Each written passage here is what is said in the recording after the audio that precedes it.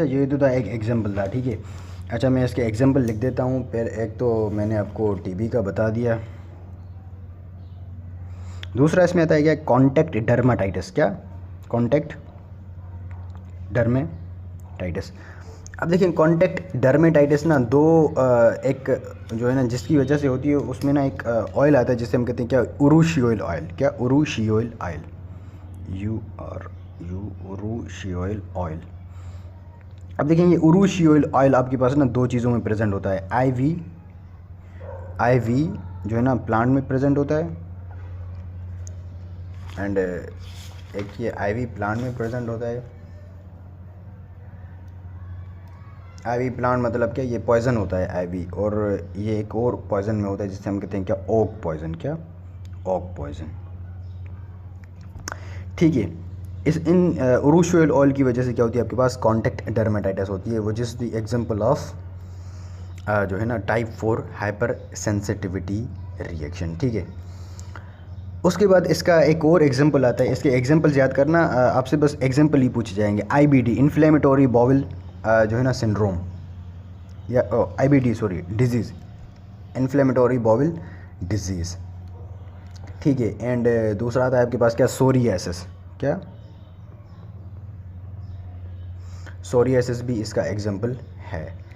And multiple sclerosis, multiple sclerosis के बाद गुयां बारे सिंड्रोम, गुयां बारे, ये डबल एल साइलेंट है यहाँ पर, ठीक है, गुयां बारे सिंड्रोम। बिकॉज इन दोनों इसमें भी ना डीमाइलिनेशन होती है, इसमें भी डीमाइलिनेशन होती है, ठीक है। अच्छा, उसके बाद इसमें आता है क्या, र्यूमेटॉइड अर्थराइटिस। क्या, र्यूमेटॉइड आर्थराइटिस, ठीक है। आपसे ये एग्जाम्पल ही पूछेगा एग्जामिनर, अगर जो है ना आपसे, अगर ये आपसे पूछना चाहेगा तो टाइप 4 तो आपसे एग्जाम्पल ही पूछेगा, ठीक है। बट ये आपका पूरा, आपको ना पूरा ये मैकेनिज़्म पता होना चाहिए कि ये होता कैसे है, ठीक है। ये था आपके पास क्या, डिलेड हाइपर सेंसिटिविटी रिएक्शन। उसके बाद है हमारे पास क्या, CD8 मीडिएटेड। क्या, CD8 मीडिएटेड। अब बेसिकली इसमें होता क्या है, CD8 मीडिएटेड में ये क्या है, आपके पास कोई भी टी सेल है, ये क्या है, CD8 टी सेल है। ये क्या है, CD8 पॉजिटिव, मतलब क्या, ये साइटोटॉक्सिक टी सेल है। ये क्या है, साइटोटॉक्सिक टी सेल है ये।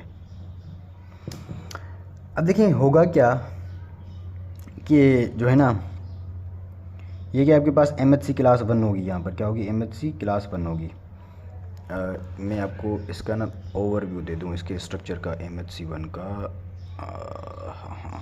हाँ, ये क्या, इसकी एक अल्फ़ा होती है, अल्फ़ा 1 होती है, ये अल्फ़ा 2 होती है, ये अल्फ़ा 3 होती है।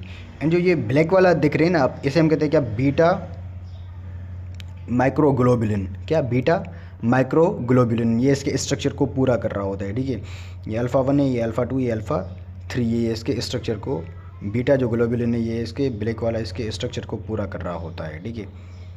ये क्या, MHC क्लास, MHC मॉलिक्यूल का ये क्या है, पूरा का पूरा स्ट्रक्चर है, ठीक है। अच्छा, अब देखिए बेसिकली होगा क्या,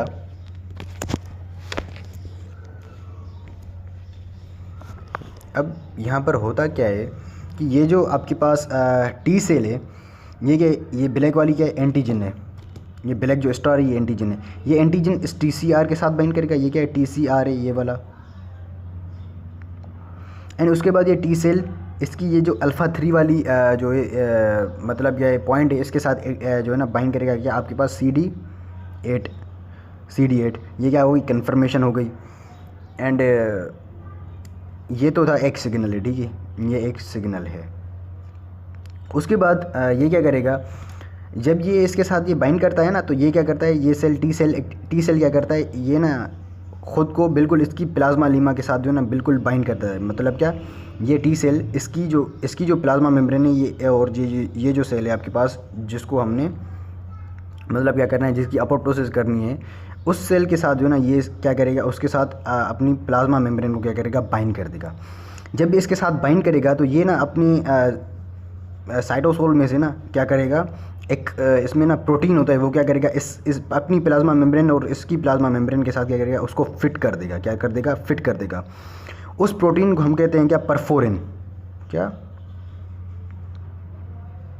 परफोरिन्स। क्या ये क्या है आपके पास? परफोरिन है। अच्छा, एक तो ये मैकेनिज्म था, इसके थ्रू ना ये इसको क्या कर रहा था, मतलब क्या कर रहा था, फिक्स कर रहा था अपने आप को। दूसरे तरीके से भी ना ये आपको फिक्स करता है अपने आप को। वो ये कि ये ना इसके जो है ना इसमें एक और जो है ना क्या होता है, लाइगेंड होता है, जिसे हम कहते हैं क्या? Face ligand.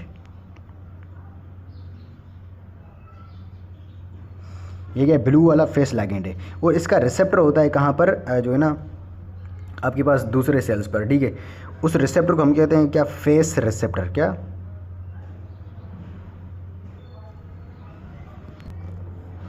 बेसिकली ये होगा, ये जब ये दोनों फेस लाइगेंड और फेस रिसेप्टर अपने आप से जो है ना बाइंड करेंगे ना, तो होगा क्या, ये जो टारगेट सेल है, टारगेट सेल में ना पता है क्या होगा, यहाँ पर ना केस पेजेस एक्टिवेट हो जाएंगे। क्या? Case pages. And what are case pages? Case pages आपके पास क्या होते हैं? एंजाइम्स होते हैं। वो क्या करते हैं? अपोप्टोसिस को क्या करते हैं? एक्टिवेट करते हैं। क्या? अपोप्टोसिस को एक्टिवेट करते हैं। और फिर यहाँ पर क्या होगी? सेल की लाइसिस हो जाएगी और सेल आपके पास क्या हो जाएगा? डेड हो जाएगा। This is the one mechanism, face ligand और फेस रिसेप्टर का। उसके बाद होगा क्या, जब हाँ ये वाली पॉइंट मैं अभी बताऊंगा। जब ये इसके साथ बाइंड करेगा ना, तो यहाँ पर सेल में क्या होते हैं? ग्रेनजाइम्स के जो ना ग्रेन्यूल्स होते हैं। ये ग्रेनजाइम्स आपके पास ना इस जो इसमें होल है, इस होल के थ्रू ये सेल में आ जाएंगे। कहाँ आ जाएंगे? इस सेल में आ जाएंगे। और ये granzymes, let's suppose these are your granzymes, ये सेल की फर्दर लाइसिस भी करते हैं और ये जो है ना इस केस्पेज को भी एक्टिवेट करते हैं। और फिर सेल आपके पास क्या हो जाता है, मतलब क्या? डेड हो जाता। इसमें ना सेल आपके पास फिर क्या हो जाएगा? आपका डेड हो जाएगा। ठीक है, ठीक है। तो ये था आपके पास क्या? CD8 मीडिएटेड हाइपर सेंसिटिविटी था। अच्छा, यहाँ पर एक और चीज़ मैं बता दूँ, टाइप 4 हाइपर सेंसिटिविटी में जो है ना डायबिटीज़ मेलाइटस जो है ना, डायबिटीज़ मेलाइटस टाइप 1 कभी नहीं भूलना, because diabetes mellitus type 1 is the hyper sensitivity जो है ना टाइप 4 हाइपर सेंसिटिविटी रिएक्शन उसमें होता है डायबिटीज़ टाइप 1 में। ठीक है, उसमें होता क्या है ना, एंटीजेंस जो है ना आपके पास बीटा जो आइलेट्स ऑफ लिंगरहैन है, उसमें जो बीटा सेल्स होते हैं जो है ना, उनके अगेंस्ट ना टी सेल मीडिएटेड जो है ना इन्फ्लेमेशन वगैरह हो जाती है। और जो है ना आइलेट्स में क्या होती है? डिस्ट्रक्शन वगैरह हो जाती है, जिसकी वजह से आपके पास इंसुलिन नहीं बन पाती। ठीक है, अच्छा, तो होप कि आपको ये पूरा क्लियर होगा। This is all about the type 4 hyper sensitivity reaction.